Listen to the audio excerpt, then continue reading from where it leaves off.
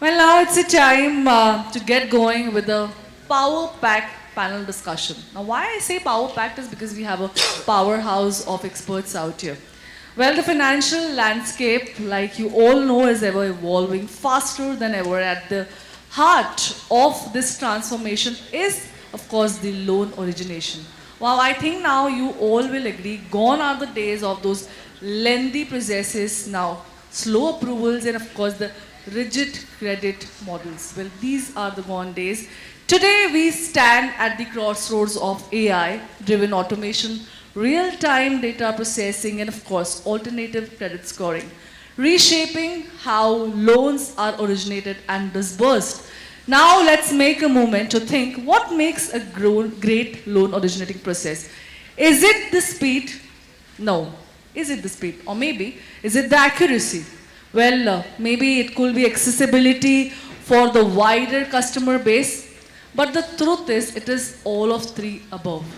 Well, the reality of the entire thing is the all three is required, but the new lending technologies we are scaling, seeing faster disbursement and approvals.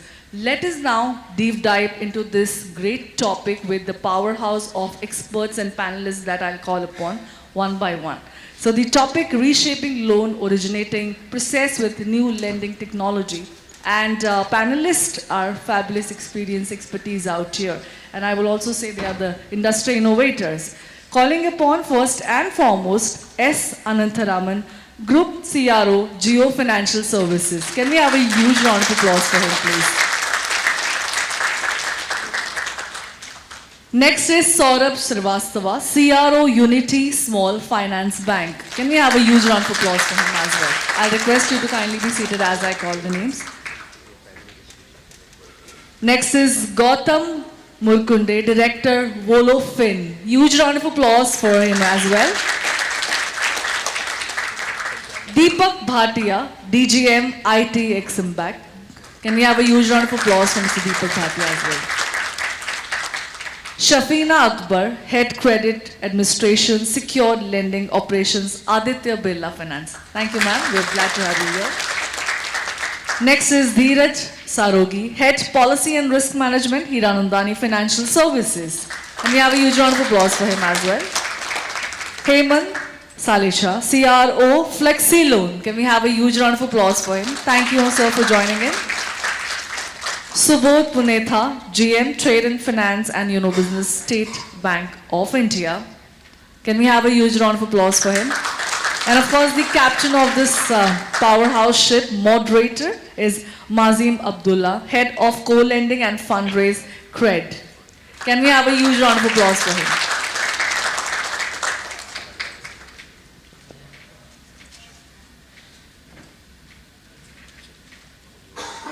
I'll request if you can just be seated according to the...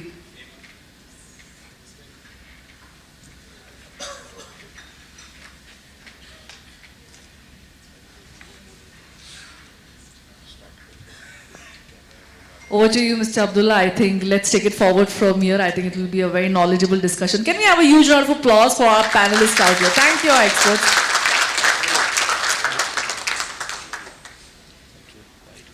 Hello.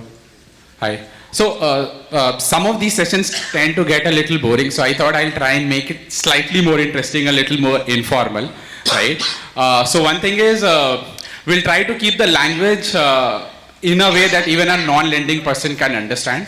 And one change that I wanted to make was in a regular change compared to what we do regularly is if there's any question that anyone has, I think, and if my co-panelists allow me to do that, is you can ask that question then and there rather than waiting for an FAQ session at the end, right? So if everyone is okay, I'll make that change, right? So we'll try and make it more interactive. If you have any question or if you have an opinion, right? It may not necessarily be a question. If you have a counter view or a supporting view, please say that then and there. We'll try and make it more interactive and slightly more informal than usually what the sessions are.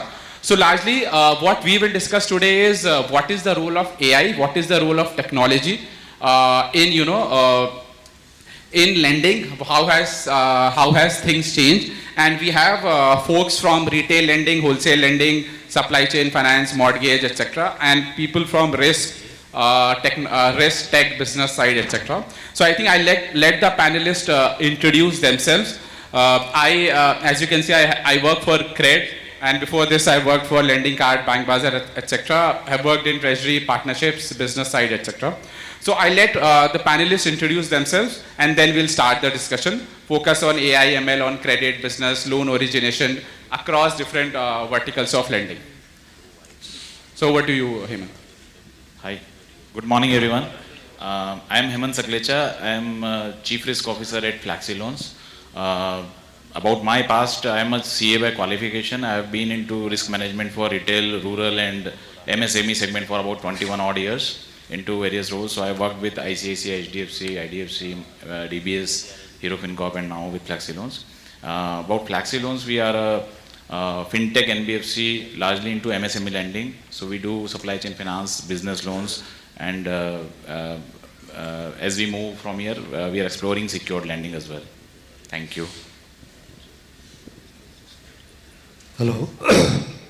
Hello, I'm Subodh Punetha, General Manager Euro Business and Trade Finance Revamp. Actually, our bank is revamping the trade finance architecture. We are centralizing the operations, and that is from the back end. And from the front end is Euro Business. We are onboarding our corporate customers onto this platform so that they can use or they can enjoy the facilities we provide them, mainly end-to-end trade journeys as well as other digital products.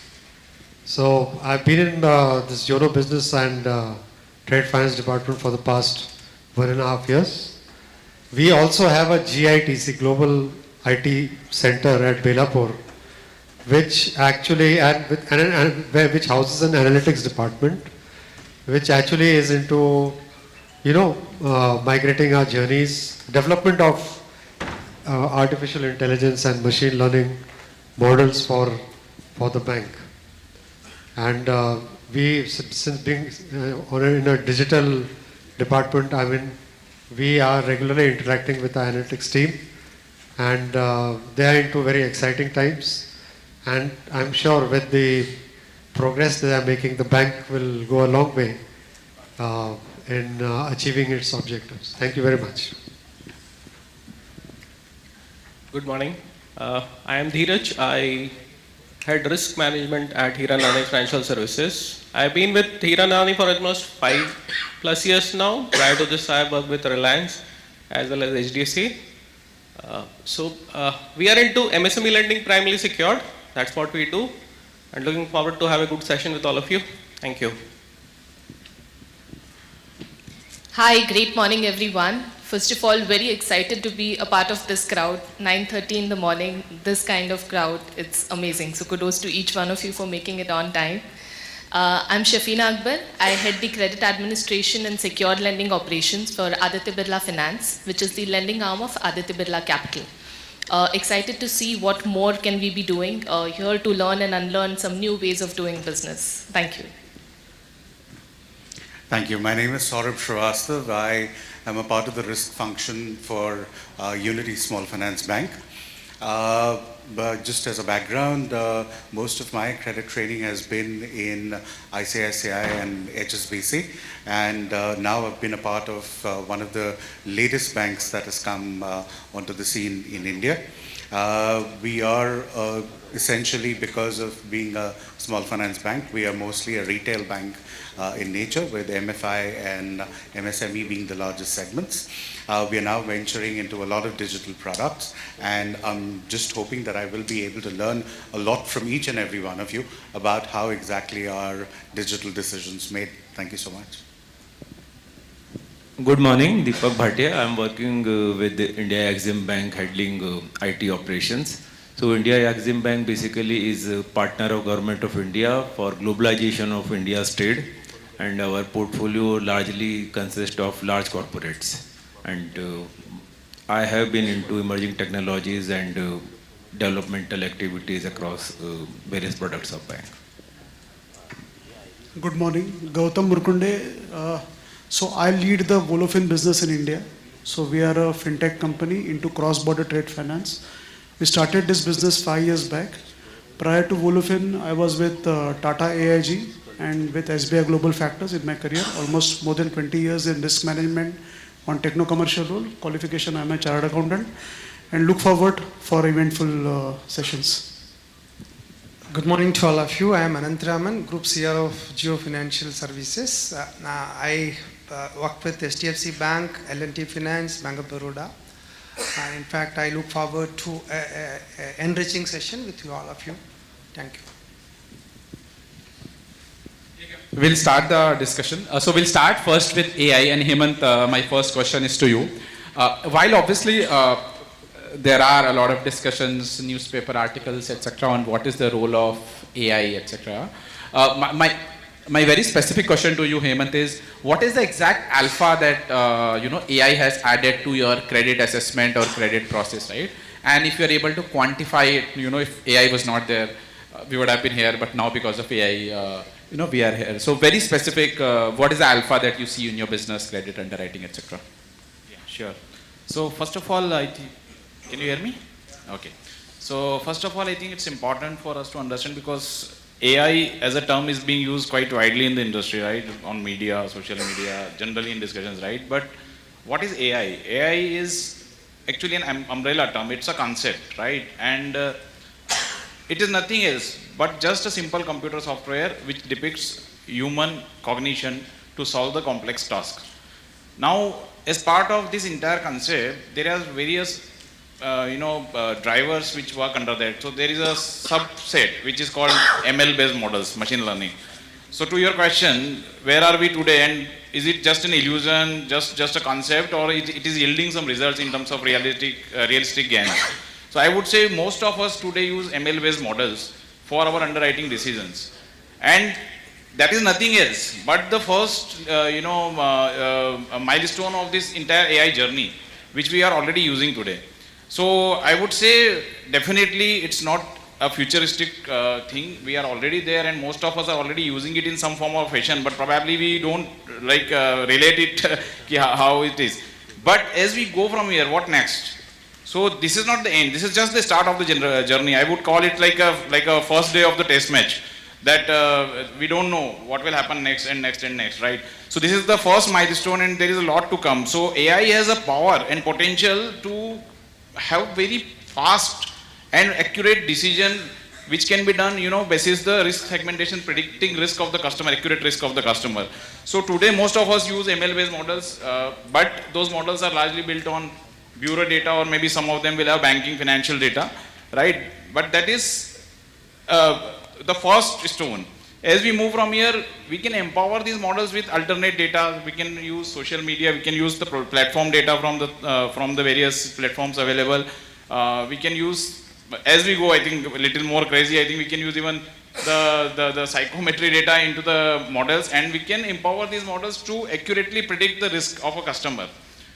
So I would say, just to summarize this, we are already there. We have started well, and most of us are already using it. As we go from here, I think we are yet to get more gain out of it in terms of adding more data to the models and then predicting risk of the customer and taking decisions, underwriting decisions based on those AI powered models. Got it. So Subodh, my next question to you is. So I understand new age fintech like FlexiLoan, which Hemant represents, it's using AI ML, right? What is the status in a large organization? And I think FlexiLoan and SBI will be maybe two ends of their lending spectrum. What is the role of AI in a large organization like yours? And also, if I'm not wrong, you work for YONO as well, right? So how has the YONO journey been with respect to the new technology and AI? Yeah, actually AI ML is a godsend for large organization like SBI. SBI has been, improving its balance sheet and operational efficiency every quarter. If you go by the figures which are published every quarter, one reason was that being a large organization with 52 crore customers and voluminous database, it was very difficult to segment the customers, target them, give them personalized offerings. So it was a big handicap. So a large organization like SBI has now bridged the gap between a nimble and a small bank and a huge bank like us. It is only because of AI and ML technology that that gap has been bridged. Last year we gave 1,37,000 crores of loans to our customers, B segment customers. After the data went through the AI ML process, out of which 40,000 crores were given to customers which used our end-to-end journeys. Now this was unthinkable in the bank like State Bank of India, but we did it. And we have developed around 140 models dedicated to marketing, credit appraisal, fraud management, early warning signals. And we have tied up with IIT Mumbai for training our resources in AI/ML as well as collaborative research. So this will go a long way in developing cutting edge AI machine learning models for our various products. What we've done is basically we have all the data we have has been fed into our models, and we have generated leads to our branches who have followed up with our customers, and the targeting has been so impactful that it has given a huge surge in retail loans. At the same time, now we are moving to MSME financing also using machine learning technologies. Machine learning actually enables you to not only, process historical data, but also process past data like how many checks have been bounced of a customer in the last 3 years, which would normally not be possible if you've done manually, and particularly for a bank like SBI, where such customers would be huge. So these are the data sets we are able to get into the model and arrive at the target customers. Similarly, for our wealth customers and premier banking customers, we have been able to recommend the next best product based on the recommendation engine built, and there has been a significant, there has been a 11%, whatever the leads we provide to our branches, the conversion is around 11.45%, which is quite decent. And we are as I've mentioned earlier also, we are in collaboration with IIT Mumbai, who are helping us develop AI ML models for each of the products for marketing as well as for fraud management, which is an equally important area. So to summarize, but all this is being done in-house. We have developed a data lake platform which is run on our own private cloud, which is known as Meghdut. Over a period of time, we will move on to public cloud, because if we have to get in generative AI capabilities capable of answering crores of queries which come into the bank, it's only that we move into a public cloud, which we will be doing in due course. But definitely the bank, last year was one full year of the bank where these models were tested and results were shown to be quite positive. Apart from credit, we'll also be extending to treasury. We'll be extending it to other areas like how to improve operational efficiency of our branches. What are the branches which are fraud prone?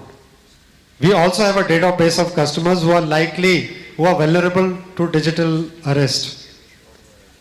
And we give, and also all the transactions which pass through our bank, if there's red flag indicators are flagged immediately in case a customer is found, that transaction is found to be suspicious. So AI ML has been great both in terms of credit dispensation, operational efficiency, giving personalized services, personalized offers to our credit customers. Like as I've told you we offered around 30,000 crores pre-approved personal loans to around 15.91 lakh customers last year. You see the scale. Similarly, we offered pre-approved business loans to around 1 lakh customers amounting to around 7,000 crores.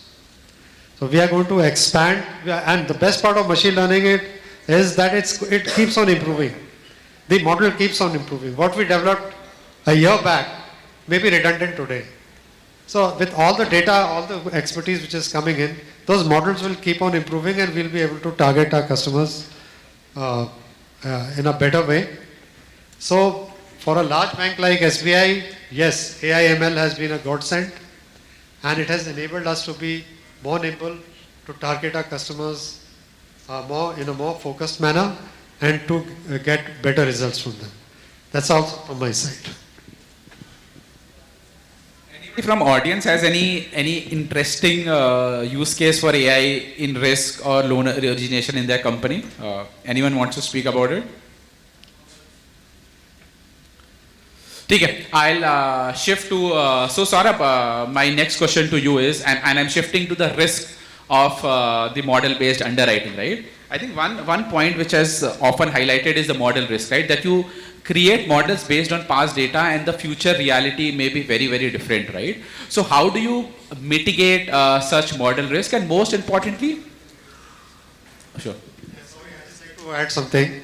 Since I've talked about analytics and AI/ML, I'm basically a general manager for trade finance. We are undergoing an entire revamp of the trade finance structure in the bank. And due to, we could not deploy the latest technology into the bank. It has taken time, but finally we are deploying that. AI/ML is going to be very useful even for trade finance. I'm not talking about credit, trade finance. We are going to sort of deploy bank guarantee text vetting tool as well as a ODC, automatic document check tool also for wherever we are negotiating any document under LC. That tool will actually verify the discrepancies and throw a red flag. Similarly, for bank guarantee containing onerous clauses, our bank guarantee vetting tool would be deployed to help the staff in processing those transactions. It will quicken the LC issuance process, it will quicken the LC negotiation process, it will also quicken the issuance of bank guarantees, because bank guarantee particularly spread over 22,000 branches issuing bank guarantees is fraught with risk. Now we have centralized that process and it will be done in one office, and we'll be deploying those bank guarantee vetting tools which will mitigate the risk. So AI/ML technology is going to be used in most of the areas, including trade finance, credit, liability management, and of course cross-selling also. We are selling a lot of credit cards because we are deploying certain surrogates into our machine learning models, and we are able to identify the customer who is most likely to spend on a card. And we are providing those leads to our branches, and we've seen a significant improvement in our card issuance. So I think this technology is here to stay, and the sooner the bank or sooner the companies get into this technology, it is better for them. So that's all from my side. Thank you very much. Thank you. So Saurabh, coming to you, right? So how do we mitigate such model risk? And I ask this question specifically to you because yours is a new bank, right? You don't have old data, right? How do you leverage model risk? You are just launching your vehicle loan, home loan, etc. How will you leverage model risk? So yeah. Sure. So I'm hoping I'm audible.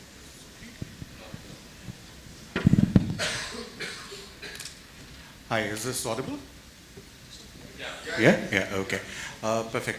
So let's just look at the whole process when we are talking about models. While there is a huge amount of enthusiasm in the market at this point of time, which is talking about the fact that models is the right way to go, and that's exactly where we need to be. We have to be able to exercise the right amount of caution. Just November, I had the opportunity to attend a conference which was basically about these European bankers who are now moving on to Basel IV.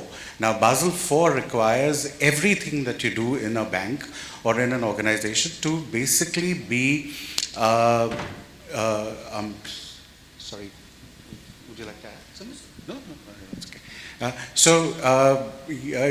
Basel IV basically requires the bank to just about automate just about every decision that the bank takes. Now, something like ESG risks, which till now have been about a lot of qualitative assessment of the borrower and everything, Basel IV wants you to get into automation of those risks. So the way they were talking about is that whenever you give out a home loan, you will look at what is the kind of energy consumption that a house has, and then you will try and model that into the pricing of the loan that's coming through, right? So this is like expanding exponentially. So there's no doubt about the fact that coming up with models and coming up with scorecards and coming up with platforms is expanding exponentially.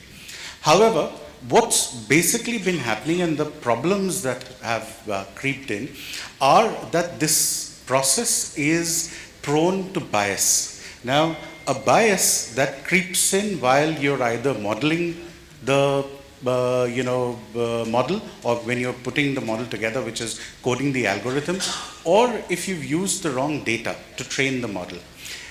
These problems can amplify many-fold when the model starts running, because the model is essentially a decision tree. It's just calculating thousands and thousands of decisions at any given point in time.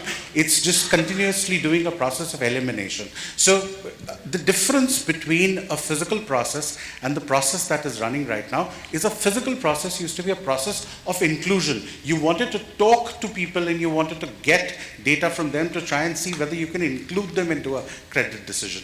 These models are basically talking about elimination. So if the answer is yes, then you get included. If the answer is no, you get excluded. These models are talking about how exactly do you prune out the bad customers and present to the bank what the right set of customers to be able to give loan to is, right? Now, when we start talking about these models, and I'm just going to give an example, correlations can be very, very tricky, and you have to be able to manage those correlations in the right manner. We started looking at a large set of data to be able to do personal loans out in the market.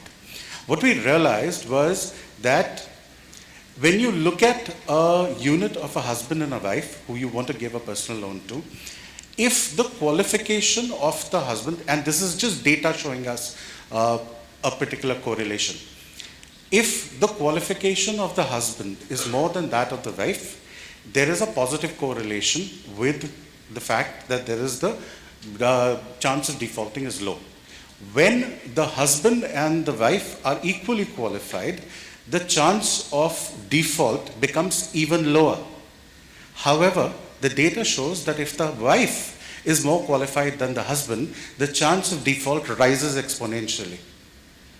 Okay, this is just data. And how exactly do you go about interpreting this data, and how exactly do you go about, eliminating this bias? Now, the idea here is that what this starts doing is that it starts amplifying the bias. When you let the model run, the model will just simply try and recognize qualifications of the husband and the wife, and the moment it cannot recognize the qualification of the husband, it'll be a straight reject. That's the bias creeping into the model. So you have, and that bias because of the fact that the model is calculating millions of decision trees in a given point of time in about 5-6 seconds. This model, this bias can just simply amplify into something completely different from what you thought that the model is going to, or the model is supposed to deliver to you. The other big problem is you being able to select the right set of data. As Mazen correctly pointed out, we are a bank which does not have data. We are 3 years into existence, so therefore we have to rely on market data. So for us to be one of the biggest problems is to choose the right data to train our models. Because we've had failures in the past where the data set that we trained the model on and the applications that started coming in were completely different. The populations were completely different. The models didn't work. We had to completely recalibrate our model or build the model from scratch. So there are n and more number of problems that can creep in if you allow this technology to kind of run rampant by just believing in the fact that this happens to be a great technology, right? I mean, I don't really have to talk to all of you about it.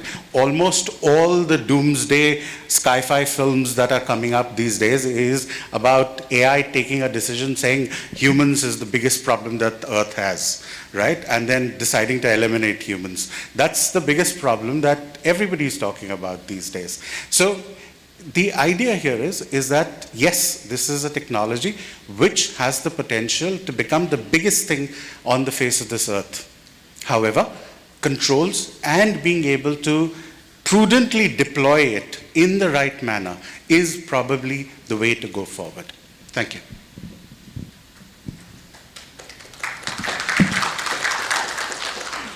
Anant, you work for the most exciting and the most enigmatic organization. I think a lot of our conversations nowadays are about what Jio is going to do next. So I have a slightly difficult question for you. I think Saurabh, Hemant, everyone mentioned about role of AI in underwriting. Tell me, in spite of all this, right, why was AI and ML and a lot of organizations are using it, right? Why was it not able to predict and control the rising delinquencies in PL and the MFI portfolio, right? Where did it fail, right? In fact, I just wanted to add what Saurabh was telling. This AI is going to stay and AI is the future. In fact, without it, we can't do. Things have changed. Even you would have read recently that Development Bank of Singapore has said that they are going to implement in a big scale. 10% of the people will lose their relevance, so continuous training and all those things are required. But what is more important is that it's a model. Data comes in and some output is going to come. So we have to always see the relevance of the data which is going in, and the issue which can happen is that there can be a data drift. The relevance is lost, or it can be a concept drift, that I have devised this particular model to predict something, but as of now the customer's taste has changed, the preference has changed, or spending pattern has changed, some changes have occurred. If that is not getting noticed, there will be a model drift. So with these three things, actually the model will not predict what it was anticipated. So basically, there are few strong guidance required, because unless the model is going to do the intended purpose, it will really result into this issue. If you go back to the great financial failure where the US market it happened, what has happened is that they had a model, but the model didn't predict what was really happening, because no income document. Without income, they started giving housing loan, expecting that the price will go only one way up. So again, the entire model parameters on which it got built got failed. So you need a strong team which continuously question the assumptions of the model. What are the limitations which can come in? What is happening in the economy? Is the model has been developed in the way it is supposed to do? Say, for example, the one good example I always say is that, say, at this point of time, microfinance industry is facing a huge problem, but they were using the ECL model, but ECL model was not able to predict the incoming issue. In the same way, the personal loan had an issue. In the same way, now it is slowly getting into other segments also. So how you do all these things? Few of the things I wanted to share is that there is one paper from PRA, which is the UK regulator. It is SS 123, which talks about first you should have a clear definition of what is a model. A model is both quantitative and qualitative thing, both. It can be an upstream model, it can be a downstream model. How this data flows, how its impact, its relevance is to be continuously monitored. In the same way, US also has come up with long back a model paper, which is SR 117, which is also one of the good paper you also have to do. Very recently, the Monetary Authority of Singapore has come up with a beautiful paper on model risk management. It talks about generative AI, it talks about conventional AI. When we are using generative AI, we need to have an excessive caution. The reason is that it is complex. Some of the decisions you won't know what's happening, and plus whoever is providing the generative AI, they are not transparent in giving the full information. So what happens is that when you are using the generative AI, it is better not to use for a customer facing application. Some human in the loop should be there. So unless these precautions are well built in fact, I would suggest that there should be a model development committee within the organization with senior management having full knowledge of what is happening. Otherwise, what will happen is that we will do some quick fix, but later on, if we are not constantly monitoring on that, it will not give the intended result.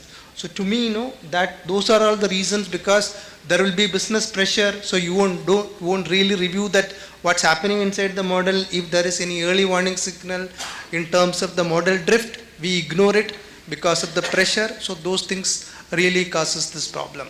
So to me, the continuous monitoring and an excellent model risk management setup is required with adequate experienced people heading it. Thank you, Mr. Anand. Shafina, most of the fintechs today which offer PL and other loan have in some way or the other a partnership with Aditya Birla Finance, right? So you're working with most of them, right? A lot of these fintechs, and I'm sure this is true for your app also, use what is this called chatbot, right? And honestly, as a user, I find it very irritating because you keep asking the question, but the answer is very standard, right? So how is chatbot really adding value to the consumers, right? Have consumers started warming up to the use of chatbot, or are companies just using chatbot to reduce their cost, right? And for companies also, is there any value add apart from cost savings? Sure. So, Mazen, audible? Yeah. Mazen, the biggest chatbot of the world, ChatGPT. How many of us in this room use it? That's the answer. We all love bots. And Meta, for that matter. It's free for now, but trust me, the day it's subscription, recall me. So yes, bots are here to stay. The way they put out information lucidly without any interaction. In today's age and times, none of us are interested in going in for a human interaction unless absolutely required. Be it Amazon, Swiggy, Zomato, any other online thing that you go in for. I don't recollect speaking to anyone. Everything gets done with a few clicks here and there. So that's the convenience bots offer for consumer. Now shifting on the other side of the table, the way you can use bots in various ways and forms. We have been using bots for training our front lines, whether it's my sales, whether it's my credit managers. All I need to do is feed in everything into the app. People can, right in front of an interaction with the customer, get the answers that they want. The attrition in the industry is huge, not possible that everyone will know everything when they walk in for an interaction with the customer, whether it's a PD or it's a first time sourcing. Everything, every bit of information is available on an app. Not just that, of course, typing is too much of an effort. People can even talk it out. We have defined personas which can actually talk to my sales and credit managers and give them answers that they want. If you're handling a difficult customer, how my customer service agent is going to answer that customer, even that is completely put across in a bot. So my person knows exactly when to reach out, sneak into that side corner, just get those answers and come back and face the customer. Also adding, last month, we experienced a totally different way of bot handling at Microsoft. We were invited and hosted by them at their premises for a new product that they are launching. It was called Copilot. All you need to give is give smart prompts. And the prompts have to be really specific. We do say that bots are going to replace humans, AI and ML is going to replace humans. I don't think that's happening anytime soon. Because the answers we get is the smartness with which we define those prompts. So I'll give you a few examples that we saw. So if I'm sitting in front of a customer or I'm preparing for a meeting with a customer, all I need to say is, I'm going in for a meeting at 10 o'clock. I need some details on so-and-so customer. Please look up into my existing exposure to have any exposure to this customer. What is the background check? What can I get from Google on this? What's the CIBIL report saying? Go ahead and check any other bureau reports that can be accessed. Where is it that I can get an answer? I get a complete PD report in front of me even without interacting with the customer. I precisely know what to answer, what to ask the customer in that discussion. So an excellent way of getting information, but at the same time, I should know what is it that I want. I define the context, I define what is the ultimate goal that I'm looking for, and what's the output I'm expecting.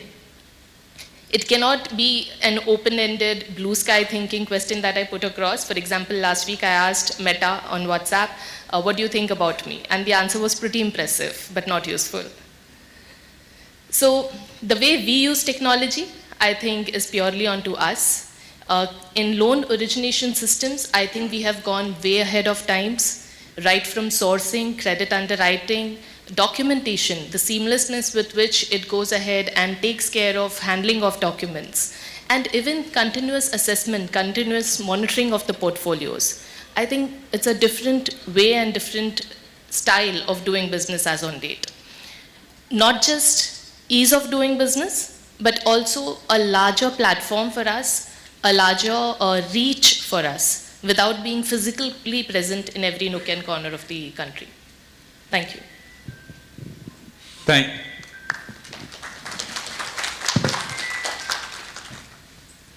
you, Safina.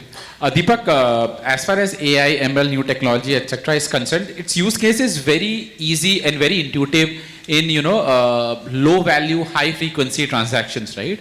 In wholesale side of the world, right, from where you come from, right?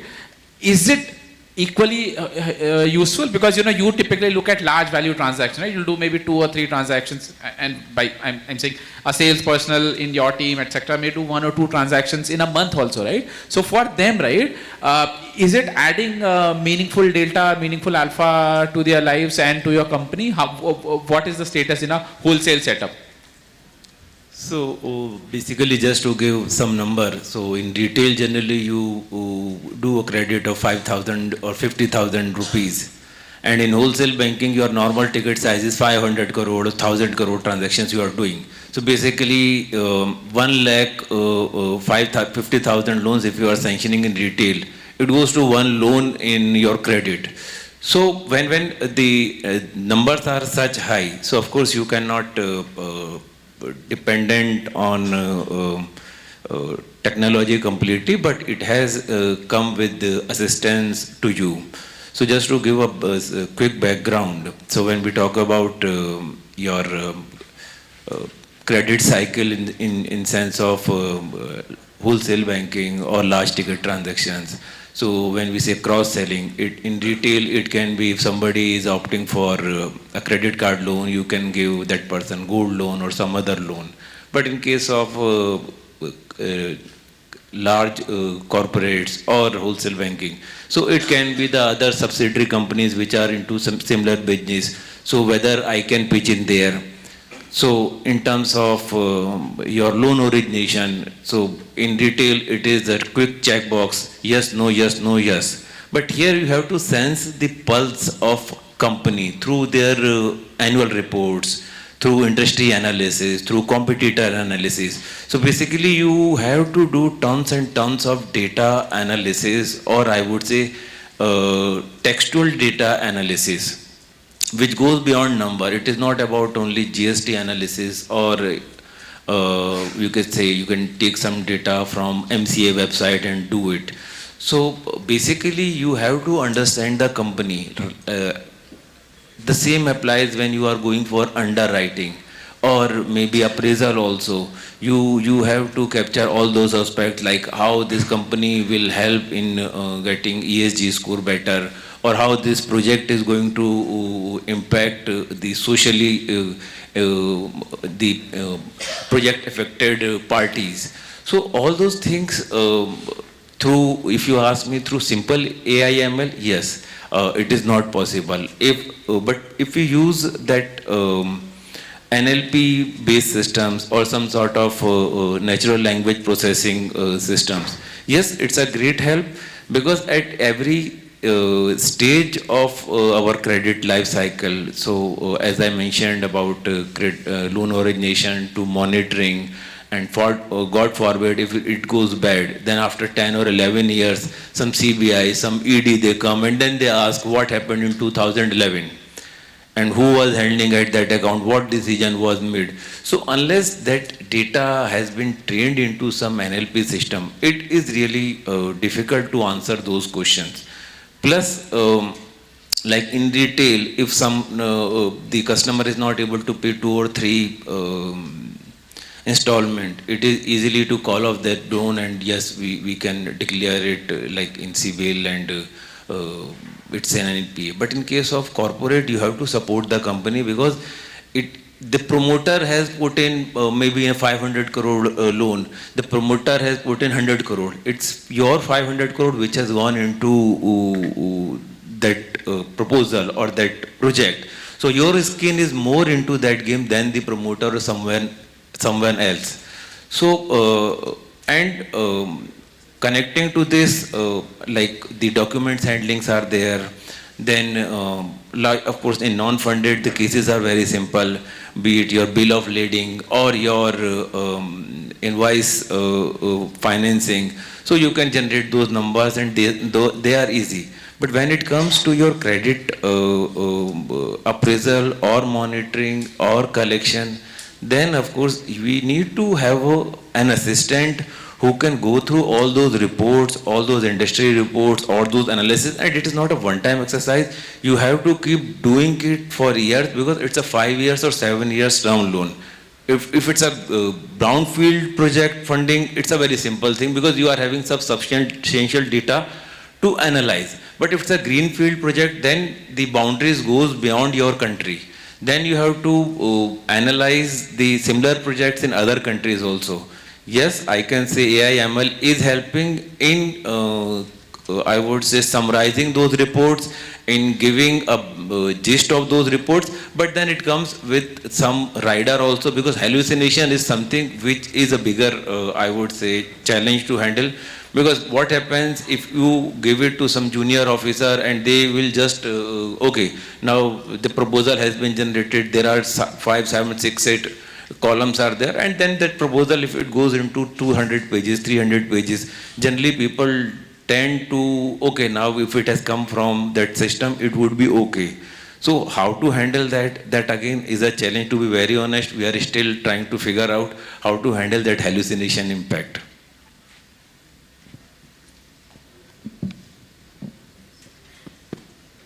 Hello. Actually, see, AIML has really come in handy, at least from the past loaning trends in the bank. See, we, by and large, a small customer, a customer who has an erratic income, was being left out of the credit field folio. So we have developed a machine learning model wherein UPI transactions can be scanned apart from other surrogates. It's not only the UPI transaction, but apart from the other surrogates. If a customer is found creditworthy, the bank has come out with pre-approved small business loans for them. So this also is thanksgiving from the AIML technology only. Secondly, for gig workers, we have also come out with a scheme. Those workers who don't have a steady source of income, but through other sources, through other unstructured data, we have been able to find them credit worthy. Even those people are getting loans from the bank. So this has deepened the credit process. Right now, the credit was limited to those who had a, stable source of income, or those who are of the high income group. This is now allowing the bank to penetrate deep deep inside the population, trying to figure out from various data sources, whether structured or unstructured, as to whether the customer is applicable for a loan, whether be it a small loan. So the UPI transactions come in handy to identify such customers. So this is another technology which actually is deepening the credit process, the penetration of credit in the country. We have just 5 minutes left, so we'll try and wrap it up quickly. Gautam, your company has an interesting name and does interesting stuff, which is providing factoring services for MSME. So maybe if in 30 seconds you can explain what is factoring to at least some folks who may not know, and how has been your experience with AI/ML in your company, and how has process changed in the last let's say 5 years, 10 years, etc. that you have seen in the industry, in your company, etc. Yeah, thanks. So, so factoring, basically we are into cross-border trade finance. So wherein an Indian exporter exporting to developed geographies or any other geography, we finance the open account trade. So the exporter gets a quick working capital. So we are trying to bridge the working capital gap. So we are not competing with the gap. In fact, we are trying to fill the gap. That's the one thing. So the risk of insolvency risk of the buyer, the protracted default of the buyer, and in case of a political risk, non-payment of the buyer due to currency inconvertibility, it gets eliminated.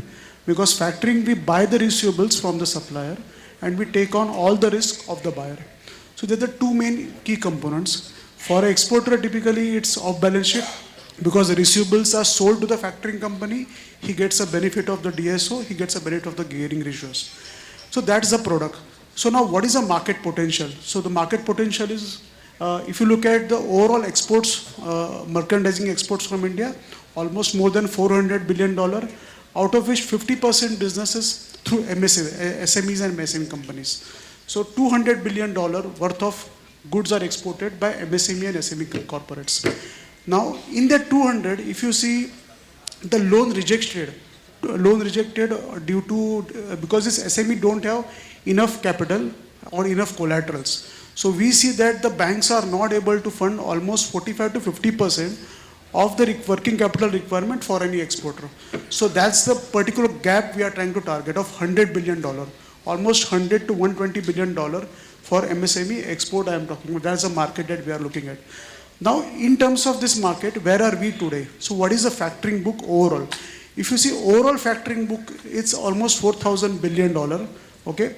Out of $4,000 billion, where does India sit? So India has a factoring book of roughly $20 billion only. Now when we look at China, China has a factoring book of around $600 billion. Okay, so look at these numbers. So these numbers are very interesting and these numbers are rising. So I started my career in factoring with SBI Global Factors, I think almost two decades back, wherein I used to do the initial surveys for the customers who were to be onboarded. And after 2 decades, what has happened is changes. There is a lot of movement on the open account trade.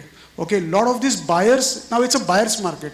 After the economy was open in 2010, okay, the buyers are dictating the terms. Okay, they are not giving add-ons, they are not giving letter of credit. So that's the 2 keys. Okay, so open account business is growing and that is a gap which a factoring company is trying to bridge. Okay, so a lot of potential is there.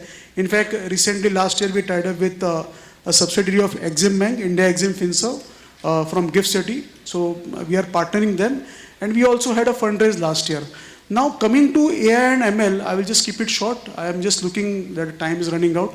I will just give 2 examples. I will not speak much on this, but 2 examples are very important.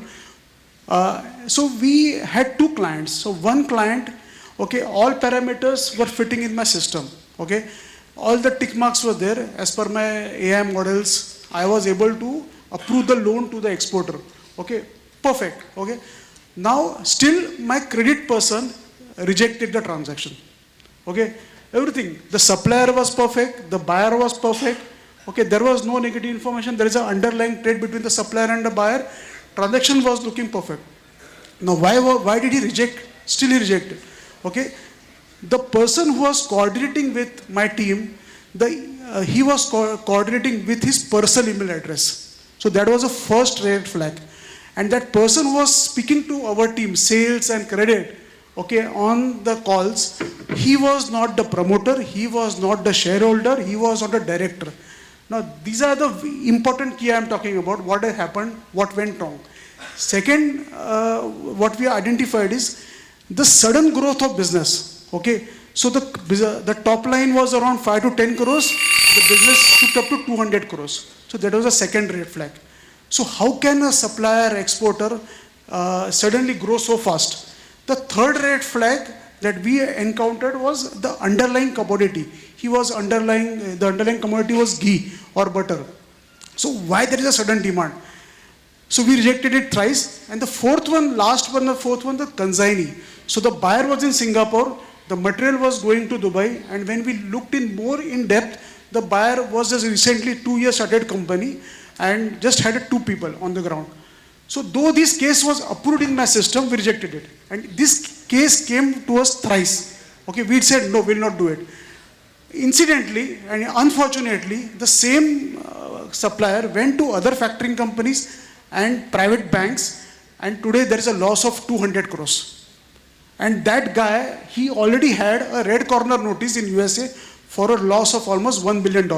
So he was put in jail. So that's the story. Second interesting case, a small exporter from Tirupur, okay, his CIBIL score was bad, my credit team rejected, okay, the deal. Now, as per the process, the credit team was not comfortable, but when we actually digged in more information, the supplier told me, sir, my problem is, there's a small loan of 3 lakh rupees, there is, auto debit is a problem. So he's working with a private bank, he has taken a vehicle loan from a private bank, and his working capital account is with a PSU bank. So on due date, the EMI is not hitting my account, that is a problem. So I have given 12 PDCs check to my private bank and they deposit the checks. Now, due to the time gap, there is a EMI is bounced and the second day checks are to be presented. His CIBIL is CMR 10, okay. Now, when we sat with the exporter, he said, I will clear off the loan, no problem. Only 3 lakhs loan. Now, for 3 lakhs loan, I was holding a facility of almost $500,000. So, these are the 2 cases. Now, we went ahead with this particular exporter and we have told him to make the prepayment, show us the statement, and then we'll proceed. So, thanks a lot. I think I have crossed the time. So, Dheeraj, over to you, right? I think one key thing that we keep hearing, right, while the use of AI, ML, new technology in some of the retail, unsecured, or even an auto loan, MSME, etc. is fine, but home loan, their traditional product hota hai, wo, you know, a consumer also is not hard pressed for time. He has time to do the disbursal. He'll take time to find the property, etc. Right? Do you, in the mortgage product, do you see a lot of role for AI, ML, new technology, or the industry can do without it also, by and large?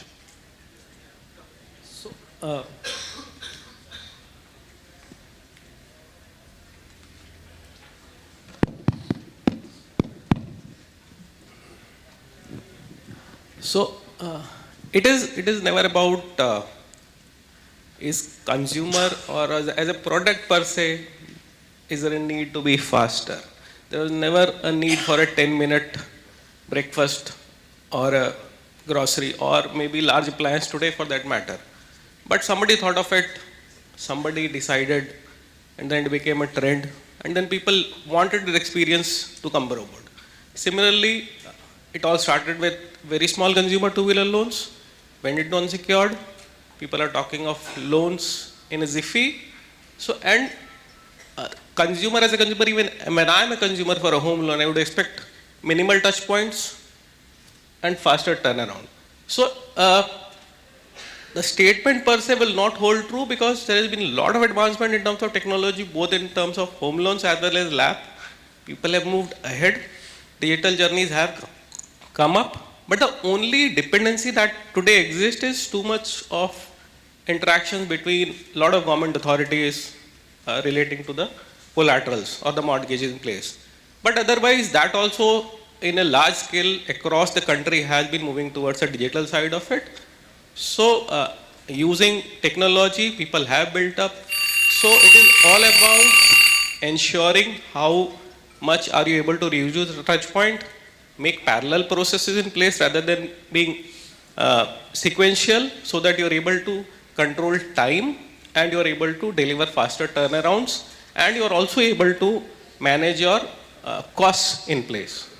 So that's the basic premise, and home loans and as well as mortgages, they have tremendously improved in terms of the processes technologically, using everything, almost everything, as in the journey to up to underwriting probably is to a large extent almost similar to what people have been following or thinking of an unsecured loan or a two-wheeler loan per se. So the right kind of checks happening, you are able to generate information faster, you are able to decision faster.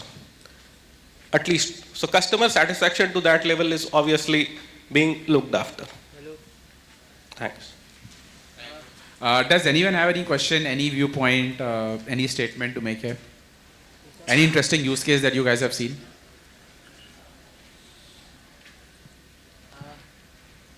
Any questions? If anybody has, and we can take one or two questions. We do have, and we pass on the mic over there. Last.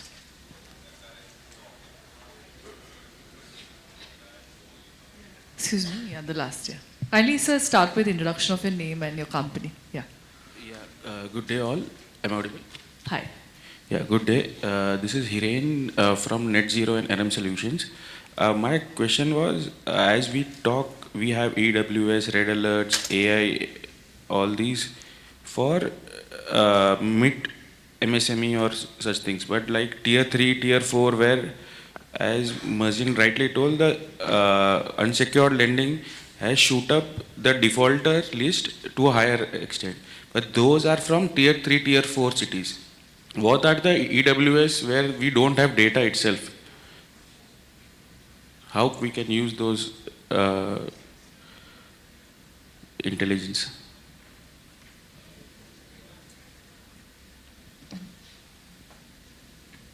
Thank you. Am I audible, please? Yeah, hi, thanks. So let's look at it this way. What we've been basically talking about is the fact that there's a huge amount of stress that is evident in the MFI industry, and we don't have data to be able to come up with EWS. No, we do have data.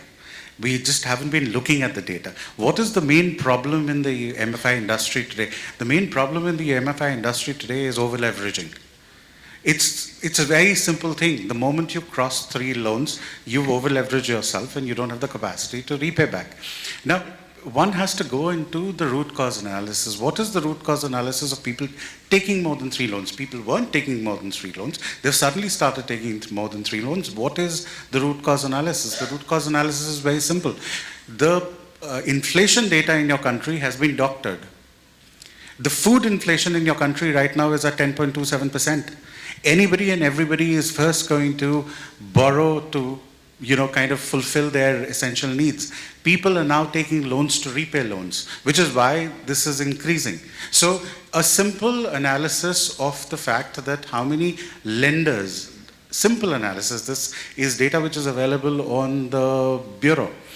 The number of loans that a particular borrower of yours has, and if you were to do a bureau scrub every 6 months or even at the end of the year, would have given you an early warning alert saying this is the population that you need to, concentrate on and look at in terms of, let's say, early collection or things like that. So there is enough data which is available. There is enough indicators which are available. It's just that the market has to be able to look at the right indicators and to be able to come up with the right, action to follow up on that. Yeah, thank you, Deepak. Yeah. I think you got the answer, yeah. Yeah, thank you. Thank Deepak. you. And I think we'll quickly, if we can just, yeah.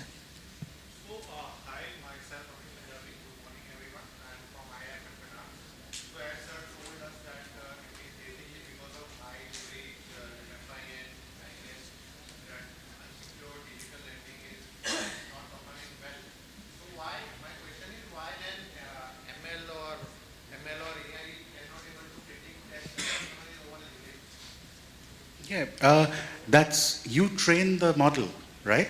So you are the one who basically, or I'm the one who, or both of us put together, are the people who basically set the rules for the operation parameters of the AI and the ML. So today we are in the hindsight realizing that over leveraging is a problem. Okay? Now, tomorrow, was this data was AI told to dig for this data? Was AI told to automatically go do a bureau scrub and then start recalculating FOIRs of the customers, and to basically come back with a red alert saying the FOIR of this particular customer, while when you actually sanctioned the loan was at 65%, it's now become 75%, which is actually a problem. We didn't train the data. These are things that we are learning. We're going to train the model, and the model is now tomorrow going to give you the right answer. Right?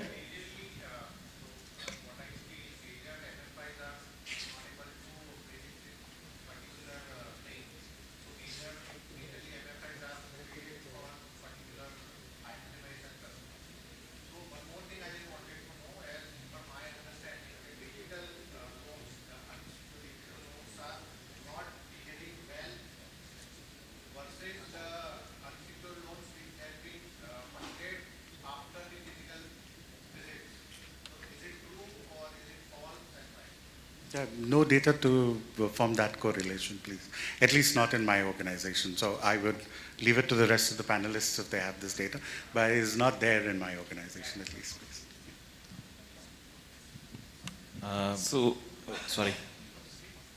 Okay.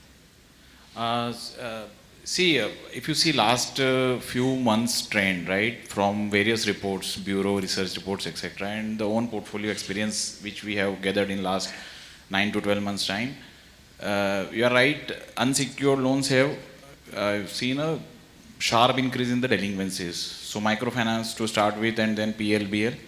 Today I was reading a recent article that it has started getting into the two-wheeler also, by the way, now. So I don't think it is digital versus non-digital process. Even in the non-digital, where customer face-to-face interaction or some check has happened physically, there is a rise in the delinquency, and the root cause of the delinquency is, in a hindsight, which we all have experienced and analyzed, is the leverage issue.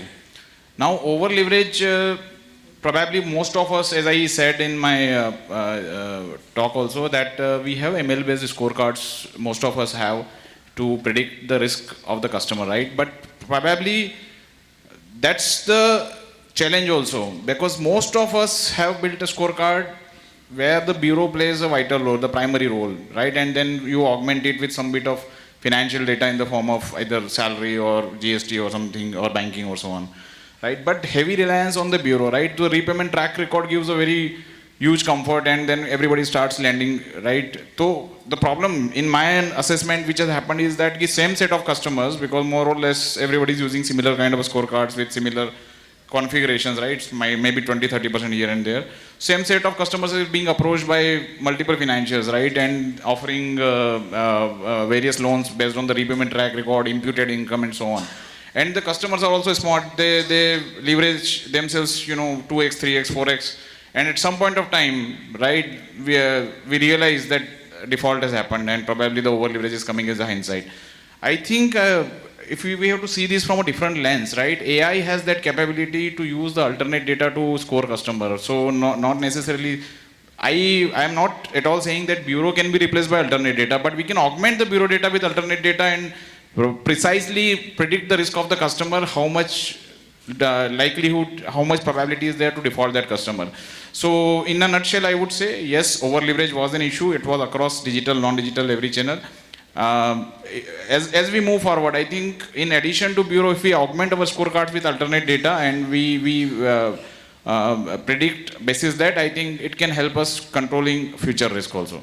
It's an experience I think most of us realize as a hindsight of this entire event of 8-9 months. But I think it should be used, and it should be built in our future strategies as we move from here. I think that can solve the problem.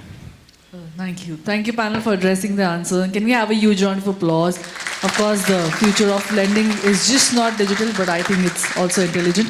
On that note, I'll call upon Anshuman Panda, Sales Director, Data Analytics, India and GCC Altair. Can we have you on stage for felicitating this fabulous panel out here? Can we have a huge round of applause for Mr. Anshuman, please? I'll request you to join on stage. First and foremost, I'll request and call upon S. Anantharaman, Group CRO, Geo Financial Services, kindly accept the memento. Thank you for joining us, sir. Absolutely insightful, great discussions. I'll request you to give the memento one by one. Can we have a huge round of applause? Next is I'll call upon Saurabh Srivastava, CRO Unity Small Finance Bank. Can you ask you to please come forward to accept the memento? Thank you, sir. Absolutely valuable insight. Thank you for addressing the answers as well. Calling upon Gautam Murkunde, Director, Volofin. Once again, thank you for joining us.